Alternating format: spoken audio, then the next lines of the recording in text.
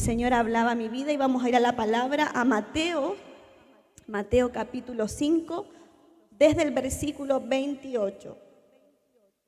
Mateo 5, desde el versículo 28.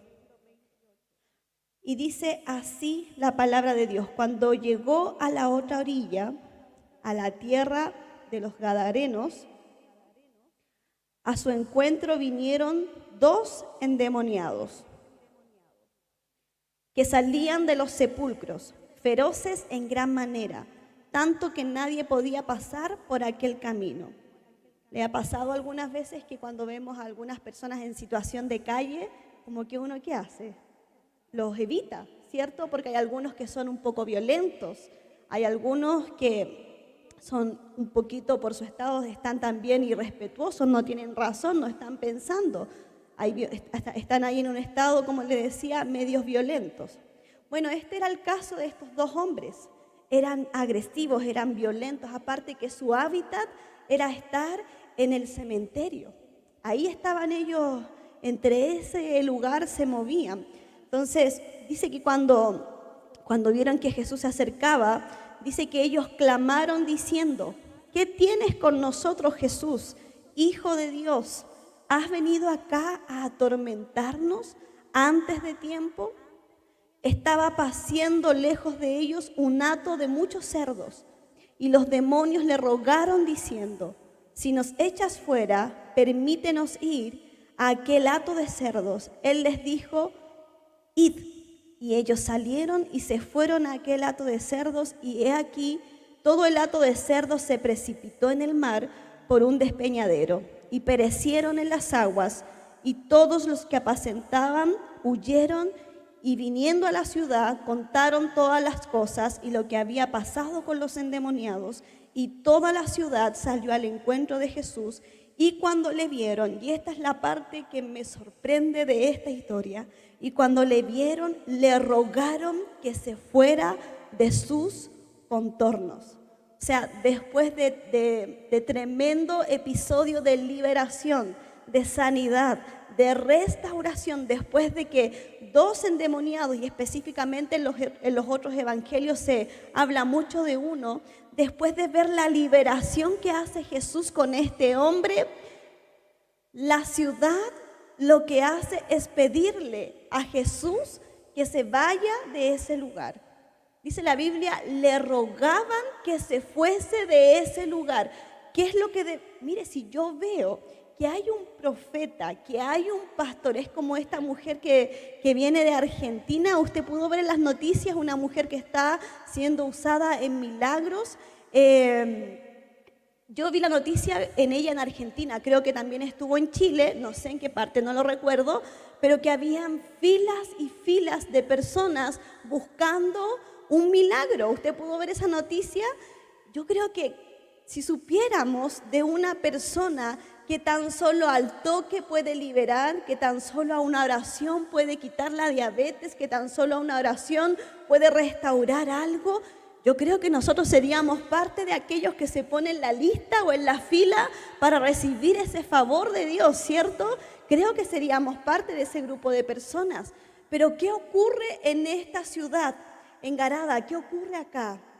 Ocurre que ellos, al ver esta manifestación de liberación, se acercan a Jesús y le ruegan que por favor se vaya de ese lugar. Es algo que me cuesta entender, es algo que yo digo, ¿cómo la gente puede rechazar tanto la bendición de Dios? ¿Cómo la humanidad, y aquí lo ejemplifico a estos tiempos, cómo el mundo puede rechazar tanto la gracia de Dios? ¿Cómo la gente puede hacerle tanto la cruz a lo que viene de Cristo y rechazarlo a tal punto que no piensa en los beneficios que vienen sí o sí cuando nos acercamos al Señor y nos llenamos de su presencia? Porque al acercarnos al Señor y llenarnos de su presencia, sí o sí, no hay otra opción, hay un favor y gracia derramado en aquellos que le buscan.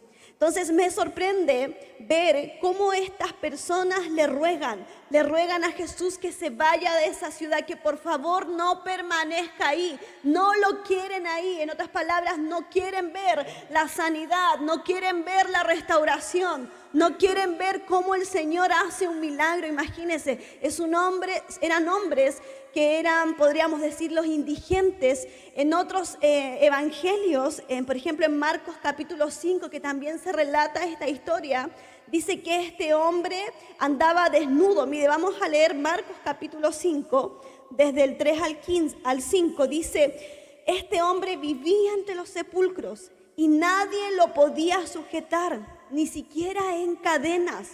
Muchas veces había sido sujetado con grilletes y cadenas, pero él las rompía las cadenas y despedazaba los grilletes de manera que nadie podía dominarlo. Este hombre andaba de día y de noche por los montes y los sepulcros, gritando y lamentándose con las piedras. Mire el nivel de desorden que provocaba este hombre. Aquí se enfoca solamente en uno. En Mateo habla de dos. En los otros evangelios habla de uno. En Lucas capítulo 8, desde el 27 al 29, hago una lectura muy rápida y resumida. Dice que hacía mucho tiempo que no se vestía, ni vivía en una casa, sino en los sepulcros. Aunque lo ataban con cadenas y grillete, él rompía las cadenas y el demonio lo llevaba a lugares apartados. Este es un hombre que estaba totalmente poseído y endemoniado, que lo hacía obviamente vivir solo, vivir en un cementerio. En otros estudios dice que este hombre se golpeaba, se rompía la piel, que este hombre obviamente no tenía nada que ver con la higiene, andaba sucio. Es un hombre que gritaba, que realmente quizás parecía un loco. Era un hombre, un loco. Y yo creo que podríamos tomar el ejemplo de este hombre quizás en cómo fue nuestra vida antes de conocer a Cristo. Andábamos solos, cargábamos la vergüenza, la gente se alejaba de nosotros, ¿cierto? Cuando la Biblia habla de vestiduras, tiene una connotación espiritual. Quizás usted antes de Cristo andaba igual de vestido. Yo creo que aquí no hay ninguno que andaba desnudo por las calles, ¿cierto? Pero cuando habla de vestiduras, la Biblia tiene una connotación espiritual. Cuando la Biblia entrega este detalle de que este hombre andaba desnudo, tiene una connotación espiritual. Es un hombre que cargaba una vergüenza. Es un hombre que representaba el rechazo de la sociedad. Eso era este hombre. Cuando habla que no tenía vestiduras, no tenía ningún tipo de cobertura, no tenía ningún tipo de protección, no tenía ningún tipo de favor, ni de la sociedad, ni mucho menos en ese momento de Dios, porque estaba totalmente poseído por el reino de las tinieblas, poseído por Satanás. Ese era el estado de este joven. Pero dice la Biblia que cuando llega Jesús a la ciudad de Garada, dice que esta cantidad de demonios que tenía este hombre, porque en unos versículos dice que era una legión, o sea, eran muchos demonios que habitaban, que vivían en el cuerpo de este hombre. Este grupo de demonios, esta cantidad de demonios, identifica que viene un hombre cargando algo especial, cargando la unción, cargando el poder, cargando una gracia, cargando una autoridad que solo puede darla a Dios. Y dice la Biblia que este hombre, al ver que viene Jesús, se empieza a manifestar en él estos demonios, y estos demonios empiezan a decir: ¿qué tienes contra nosotros? Aún no ha llegado tu hora, aún no mueres, aún no se experimenta lo que tiene que ocurrir, aún no vas a la cruz. Y ellos en esta manifestación le ruegan a Jesús que si va a liberar a este hombre, al expulsar a los demonios, sean enviados a un hato de cerdos que estaba cerca de aquel lugar. Garada era una ciudad idólatra, pagana. ¿Qué quiere decir eso? No es una iglesia cuyo centro era Jehová, cuyo centro era nuestro Dios. No es el caso de Israel, no es el caso de Nazaret, no es el caso de Belén. Ahí había hombres estudiosos de la palabra de Dios y había cierta devoción a Dios. Pero en Garada no, era un pueblo idólatra, era un pueblo pagano, era un pueblo que tenía como trabajo cuidar cerdos. apacentar cerdos. En la cultura judía, apacentar cerdos era una actividad, era un oficio pagano. Los judíos con algo que tengan que ver con el cerdo, no, usted nunca lo va a ver. Es probable que usted nunca vea a un judío comiéndose un rico costillar. ¿A cuánto les gusta el costillar? Que levante la mano. Hermana Norma creo que es su plato favorito. El costillar ahumado con ají. ¿A cuánto les gusta el costillar con ají? Ahora, ¿a cuántos les gusta el costillar pero no lo pueden comer? Porque les hace mal ahí a la guatita. Yo sé que a Lisa le gustaba mucho el cerdo, el costillar, pero ya no lo puede comer porque está cuidando su salud, ¿cierto? Pero en los judíos usted nunca va a ver esa acción de que ellos se hagan un lomito de cerdo, de que ellos tengan en su granja, en su sitio, hato de cerdos, no, porque es considerado un animal inmundo. Pero en Garada, ¿sabe qué? Habían hatos de cerdo, era parte de un trabajo, apacentar los cerdos. O sea, en esta ciudad estaban muy, pero muy ligados a las cosas inmundas, a las cosas impuras, estaban muy ligados a eso. Y a ese lugar justamente llega Jesús. Estudiando la palabra encontré que Garada tiene un significado. Si usted busca en la Biblia, cada ciudad tiene un significado. Cuando hablamos de Belén, por ejemplo, Belén significa casa de pan. Garada tiene un significado y significa atrapado entre paredes. Era una ciudad que estaba marcada por inmundicia. Había como un destino, ya solo con el nombre, era una ciudad atrapada entre paredes. ¿Usted conoce acá en Santiago lugares que pareciera ser que son malditos? Usted ha pasado por lugares que usted dice, aquí hay una sensación espiritual, aquí, cuando uno dice aquí es muy malo, en realidad no es tan solo porque veamos que es malo, sino que hay un gobierno espiritual tomado en ese lugar. Satanás es príncipe de estas tinieblas y tiene gobierno en ciertos lugares. Es como, yo siempre pongo como ejemplo esta esquina de Américo Vespucio con Avenida Central para este sector del barrio chino. Usted pasa por ahí y es altamente peligroso. La gente ahí está como al pendiente de cuál es la oportunidad para poder robar algo. Ahí es muy peligroso. Ahí está como, hay algo, hay potestades en ese lugar. Podría decirse que así era Garada, pero sumándole a este lugar que había un cementerio, había sepulcros. Sabe que la ley también decía que aquellos que tenían contactos con sepulturas, con muertos, eran considerados personas inmundas. O sea, esta ciudad tenía todo el checklist para ser considerado una ciudad altamente impura, altamente inmunda. A ese lugar nuestro Jesús va. A ese lugar precisamente nuestro Jesús decide aparecer y llegar. Y así lo hizo el Señor con nuestras vidas. Él no buscó el perfecto, Él no buscó el letreado, Él no buscó el que era intachable en su conducta. Él buscó personas imperfectas, Él buscó personas que no tenían mérito. ¿Cuántos de esas personas somos nosotros, cierto? Pero Él llegó a nuestro encuentro y Él llegó para cambiar nuestras vidas, Él llegó para cambiarlo todo, Él llegó para hacernos de nuevo. Gloria a Dios, por eso le podemos dar un aplauso a Dios, por eso.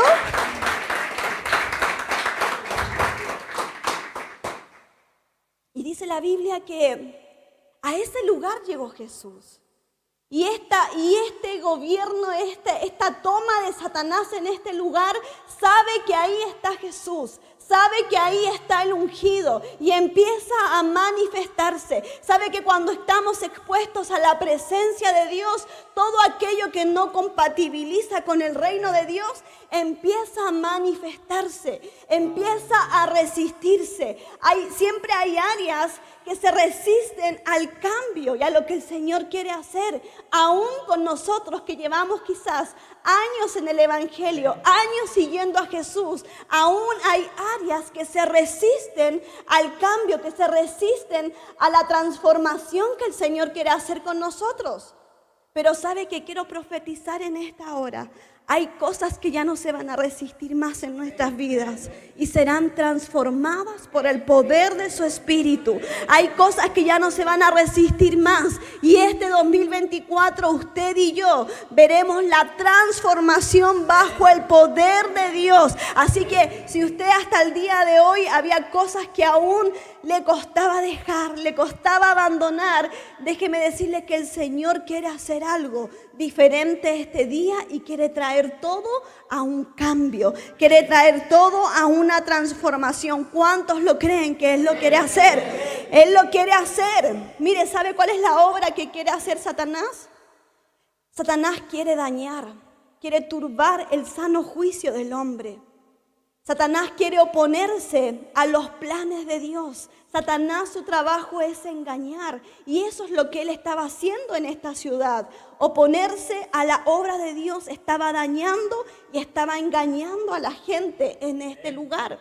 Así tenía sitiada este lugar Satanás. Pero cuando llega Cristo, gloria a Dios porque llega Cristo. Cuando llega Cristo, cuando llega Jesús, cuando llega el Mesías, llega el Rey. Entonces yo una vez aprendí que cuando llega el Rey, en realidad lo que llega es su reinado, es su manifestación. Cuando llega Cristo, llega su reino a ese lugar. Y todo lo que no se sujetaba, ahora sí se empieza a sujetar. Porque ahí está Cristo gobernando en ese territorio. Así es cuando llega Cristo, todo lo que no se sujetaba, ahora sí se sujeta ante el poder de Dios. Entonces dice la Biblia que cuando llegó Cristo a ese lugar, dice que este hombre fue libre y estos espíritus inmundos fueron enviados a este hato de cerdos. Escena 2 de esta historia. De repente vemos a este endemoniado a los pies de Jesús. Lo vemos vestido y lo vemos totalmente sano, restaurado, en un sano juicio. Una persona, entre comillas, normal. Una persona que ya no está gritando como un loco. Una persona que no está tirando piedras como un loco. Una persona que ya no está golpeándose como un loco. Una persona que entra en sí y empieza a vestirse. Empieza a ser transformado su rostro de una forma inmediata. Esto no lo puede hacer la medicina, esto solamente lo puede hacer Dios. ¿Usted alguna vez ha presenciado un episodio de liberación? ¿Sabe que las personas cuando están atadas a los demonios, el rostro, siento que se me acopla el micrófono. Las personas cuando están endemoniadas tienen un rostro diferente. Algunos están muy marcados en sus ojeras, pareciera que toman la piel como de muertos, pálidos. Tienen una mirada enojada, una mirada seria, algunos la mirada perdida, algunos hablan incoherencias, algunos son agresivos, otros son violentos. Pero cuando el Señor llega a sus vidas y son liberados, ¿sabe qué? El rostro, créame, yo lo he visto. El rostro les cambia, el tono de voz les cambia, la dulzura pareciera que vuelve al tono de su voz. Eso no lo hace la ciencia, eso ocurre cuando se tiene un encuentro con el dador de la vida. Cuando se tiene un encuentro con el dador de la vida, la muerte tiene que retroceder. Por eso que todo aquello que hasta el día de hoy usted lo creía muerto, quiero decirle que ha venido a un encuentro con el dador de la vida y aquello que estaba muerto volverá a vida en el nombre de Jesús. En el nombre de Jesús. Lucas 8:37 dice: entonces toda la multitud de la región alrededor de los gadaneros le rogó que se marchase de ellos, pues tenían gran temor.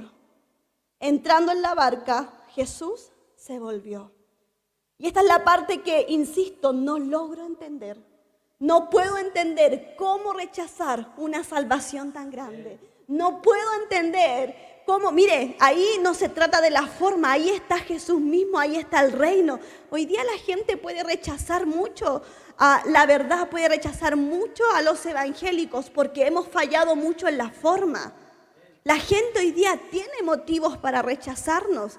Les hemos dado, creo, bastantes motivos. Tristemente, les hemos dado bastantes motivos para que la gente rechace la verdad. ¿Cierto que sí? Pues si podemos hacer una autocrítica, hoy día sí les hemos dado muchos motivos, tristemente, para que la gente diga, no quiero nada con la iglesia, no quiero nada con Dios. Pero en ese entonces era Jesús mismo en ese lugar. ¿Qué razón había para rechazar esta verdad?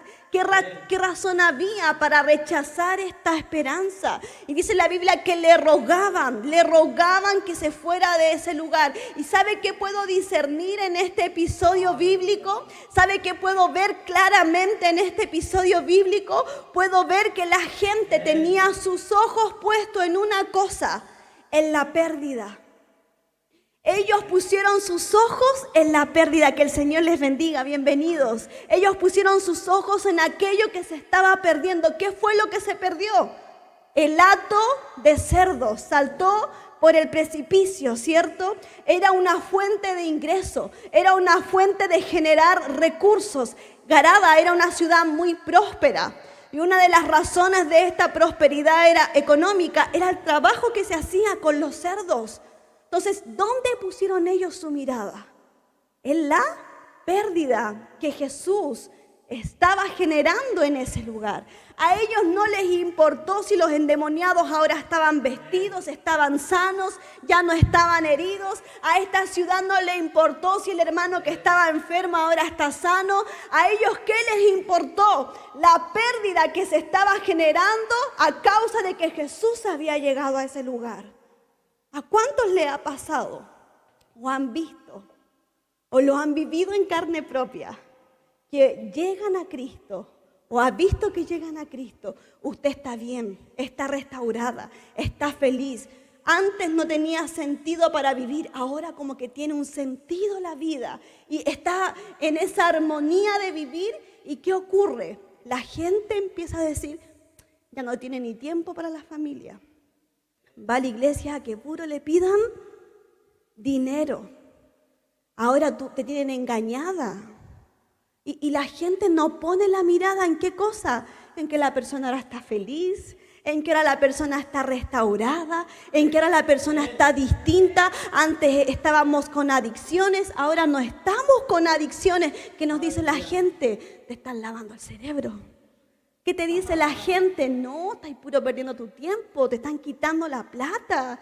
Eso dice la gente. ¿Sabe qué tipo de gente es esta? Es como la gente de Garada, que está encerrada entre paredes, que no entiende cómo funciona el reino de Dios, que no entiende cómo funciona el poder de Dios. Y peor aún, no es que no lo entienda, no quiere entender. Y realmente no quiere entender y lo quiere rechazar y quiere que Jesús desaparezca de ese lugar y no quiere tener nada que ver con la gente que sigue a Cristo y no quiere tener nada que ver con la iglesia porque está encerrada entre paredes, realmente rechazando todo lo que viene de parte de Dios. Creo que usted ha sido testigo de eso, si es que no lo ha vivido. Cuando tenemos cambios en el Señor, no. Ahora es así con nosotros. Ahora todo va a la iglesia. ¿Les ha pasado, no? ¿O lo ha vivido? No, si ahora este o esta, todo va a la iglesia, nada con la familia. No quiere nada con la familia. Y comentarios como estos, ¿sabe qué evidencian? Una mente que está atrapada entre paredes, que no es que no crea en Dios, no quiere creer en Dios y rechaza todo lo que viene de Dios. Ahora, por esa gente hay que tener y mostrar siempre misericordia. Aquí dice la Biblia que Jesús no se puso a pelear con ellos. ¿Se imagina a Jesús diciéndole, ay, si yo no hubiera llegado acá, ¿qué sería de este? Estaría pegándole a tus hijos un piedrazo. Yo le hubiera dicho todo eso. Si yo no libero a este endemoniado, un puro piedrazo le llega a tu esposa y agradéceme por último. Yo hubiera sacado toda mi carnalidad. Menos mal que yo no soy Jesús, ¿cierto? Menos mal que usted no es Jesús. ¿Sabe qué hizo Jesús cuando fue rechazado? Simplemente se fue de ese lugar. Y dice la Biblia, entrega el detalle bíblico, que este hombre endemoniado, al ser liberado, le dice: Jesús, quiero seguirte, quiero ir contigo. Y esta es otra parte que me impacta de la historia. Jesús podría, si yo fuera Jesús nuevamente, yo le digo ahí que sí, vente conmigo porque aquí te vaya a contaminar, vas a volver a lo mismo, mejor vente conmigo, que conmigo vas a ser un buen discípulo. Dígame si no es el camino más racional, ¿cierto? Si usted ve que su hijo, su hija o un amigo suyo está en un ambiente con malas juntas, ¿qué haría usted? Lo más lógico es que usted lo saca de ahí. Yo hubiera hecho eso con este endemoniado, pero como yo, gracias a Dios, no soy Jesús, Él le dice: no, no te vas conmigo, te vas a quedar en este lugar y vas a contar las cosas que te han pasado, lo que te ha vivido. ¿Sabe qué hizo Jesús en su gran amor? A Él no lo querían, pero dejó un hombre que era testimonio del poder de Dios en ese lugar. Ese hombre es usted, ese hombre soy yo. Esa mujer soy yo. Esos somos nosotros. Muchas veces sin decir que somos cristianos, evangélicos, bautizados, romanos, apostólicos, lo que usted quiera decir, sin decirlo, estamos dando testimonio de que somos hijos de Dios. Yo no creo que usted ande por la calle con una credencial que diga soy evangélico. Muchas veces tan solo con nuestras buenas actitudes, con nuestro buen testimonio, estamos siendo luz en ese lugar. Y la gente que rechaza la iglesia, lo más probable es que a ti y a mí no nos rechacen porque hemos dado un buen testimonio. Entonces mire cómo es nuestro Jesús. Él mira mucho más allá de lo que nosotros podemos ver. Y Él en ese lugar deja un hombre que va a dar testimonio de lo que ocurrió en su vida. ¿Qué ocurrió en su vida? Antes estaba desnudo, pero ahora en Cristo tiene vestiduras. Antes en el mundo estaba dañado y herido, ahora está sano para la gloria de Dios. Antes la gente se alejaba de él, estaba solo. Dice que los espíritus inmundos lo dirigían para estar solo. Pero ahora en Cristo este hombre podía ir y dar testimonio de Dios sin que la gente huyera de él. Antes de Cristo estábamos como locos desenfrenados, despilfarrando todo. Pero cuando llegamos a Cristo, nos volvemos mayordomos, nos volvemos administradores, tomamos autoridad, somos sanos, somos libres. Algo ocurre cuando llegamos a Cristo. Eso fue lo que usted y yo experimentamos cuando llegamos a los pies de Cristo. ¿Sabe lo que me gusta de este hombre? Que cuando experimenta la liberación, toma una posición, y es que se pone a los pies de Cristo. Se pone a los pies de Cristo y está vestido y está sano. ¿Quién hace eso? Solamente su gracia. Esto lo hace el Señor. ¿Sabe cómo se llama este relato bíblico? Es un relato de liberación. Este hombre no pidió ser libre. Él no lo pidió, simplemente se vivió una manifestación debido a que el reino estaba ahí. El reino estaba en ese lugar. Y donde está el reino tienen que haber cambios. Donde está el reino de Dios, donde está su presencia, tienen que haber cambios. Y aquí es cuando yo me pregunto, ¿qué hace usted? ¿Qué hago yo sintiéndonos solos si su reino ha llegado? ¿Qué hace usted? ¿Qué hago yo? Si me ayudan con una canción de fondo, por favor. Sintiéndonos avergonzados cuando Él nos ha revestido con nuevas vestiduras. ¿Sabe qué hace el Señor en una parábola? Explicar cómo es el gran amor de Dios a través de la parábola del hijo pródigo. Dice que cuando Él lo pierde todo, pero cuando regresa a su padre, ¿qué hace este buen padre? Le da nuevas vestiduras, le da nuevo calzado, le da un anillo. O sea, el amor del Padre se manifiesta sin condiciones hacia su Hijo. Así es el amor de Dios para con nosotros. ¿Sabe cuál es el problema? Es que estamos, pareciera, que viviendo en la ciudad de Garada con una mente atrapada entre paredes. Y hay pensamientos que tenemos de nosotros mismos. Hay actitudes que hemos heredado. Hay comportamientos que hemos heredado, que están en nuestra mente, que nos tienen atrapados entre paredes y pareciera que de eso no podemos salir y de eso no podemos librarnos y pareciera que yo nací así y moriré así. Y es un engaño que Satanás muchas veces mantiene con la iglesia. Recuerde que Satanás quiere dañar, Satanás quiere engañar, quiere manipular a la humanidad. Eso es lo que quiere hacer Satanás con nosotros. Y nosotros no podemos olvidar que estamos en Garada. Estamos en una tierra en donde no está el gobierno de Dios. Acá hay príncipes en las tinieblas, acá se mueve el enemigo, acá hay un sistema que opera. Y para que ese sistema no opere, tiene que venir el reino de Dios a manifestarse. ¿Sabe qué falta en nuestros hogares? Que su reino se manifieste para salir de esa mentalidad que nos tiene atrapados entre paredes. Esto la Biblia le llama opresión. Pensamientos que nos tienen ahí en prisión, pensamientos de nosotros mismos, pensamientos que tenemos respecto a la familia, pensamientos que tenemos respecto a nuestros hijos, palabras que decimos respecto a nuestra familia. Tan solo con decir muchas veces las palabras, tan solo con declararlas, estamos profetizando tanta calamidad para nuestras familias. Tan solo con decir que tenemos un hijo que es tonto, una hija que es tonta, estamos declarando ciertas verdades para nuestros hijos. Mentiras disfrazadas de verdad, porque Él dice otra cosa acerca de sus hijos. Pero estamos con pensamientos. La Biblia en el Nuevo Testamento le llama fortalezas mentales. Así la Biblia le llama en el Nuevo Testamento fortalezas mentales. Cosas que no queremos dejar de pensar. Cosas que no queremos dejar de sentir. Cosas que no queremos dejar de hacer. Porque estamos como esta ciudad de Garada, atados a aquello que es inmundo. Atados a aquello que no le agrada a Dios. En un ejemplo con la ciudad de Garada, ellos no querían dejar de apacentar estos cerdos. Ellos no querían dejar esta producción porque les generaba recursos. Y la Biblia dice que en Garada habían hombres que tenían una mente atada, encerrada entre paredes. No querían abandonar ese estilo de vida. Por eso le rogaban a Jesús: Jesús, ándate de aquí, no queremos que estés aquí. Queremos seguir con este estilo de vida. No queremos lo que tú traes, queremos seguir en este estilo de vida. Y a veces nosotros permanecemos en actitudes que no son precisamente las que le agradan a Dios.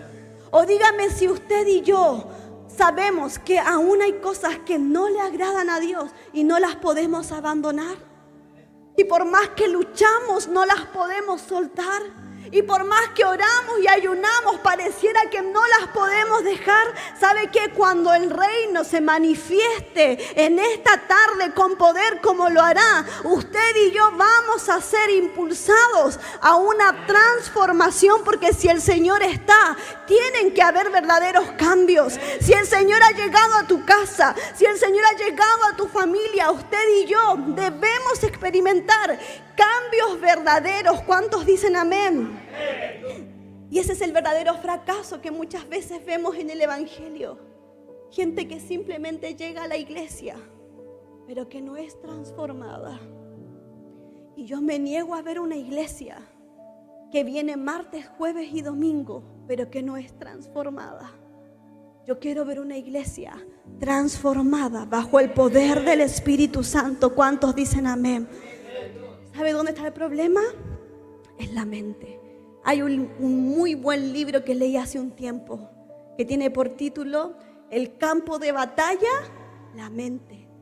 Aquí está el problema, en lo que pensamos, en cómo nos configuraron en nuestra familia, en cómo nos configuró la sociedad.